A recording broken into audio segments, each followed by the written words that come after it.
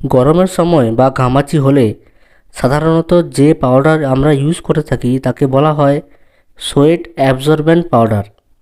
এবার গরমে ঘামাচি হলে কী পাউডার ইউজ করা উচিত? আপনারা যত রকম ব্র্যান্ডেড পাউডার ইউজ করেন সেইগুলো সবগুলোকেই বলা হয় সোয়েট অ্যাবজর্বেন্ট পাউডার। মানে এর প্রধানত কাজ হচ্ছে আপনার ঘামটাকে শুষে নেওয়া।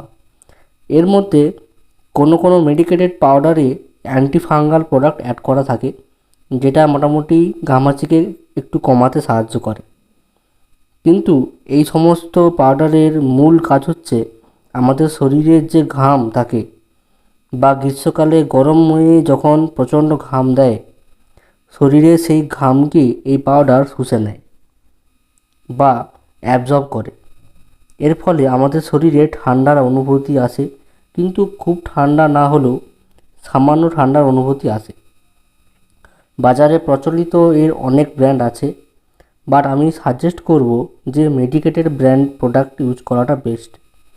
আর সেই সমস্ত প্রোডাক্টে ট্যাল্ক আছে সেগুলো ইউজ করবেন না, কারণ এতে কার্সিনোজেন থাকে, ট্যাল্কে কার্সিনোজেন থাকে। এর ফলে ক্যান্সার সৃষ্টি হতে পারে এবং এই ট্যাল্কের কারণে অনেক ওমেনদের ভ্রূণে বা এগে ক্যান্সার দেখা গেছে। এটা নর্মাল ইউজ করার মতো কিছু প্রোডাক্ট হচ্ছে, যেমন আছে ক্লোসিপ আছে, আপনার ক্যান্ডিড প্লাস আছে, ক্লোফটার আছে। এগুলো মেডিকেটেড, এবং এছাড়াও আরও অনেক মেডিকেটেড প্রোডাক্ট আছে যেগুলো আপনারা ইউজ করতে পারেন। কিন্তু ভুল করেও ট্যাল্ক জাতীয় কোনো প্রোডাক্ট ইউজ করবেন না, তাতে কার্সিনোজেন থাকার কারণে এরা ক্যান্সার গঠনের কারণ হতে পারে। ধন্যবাদ।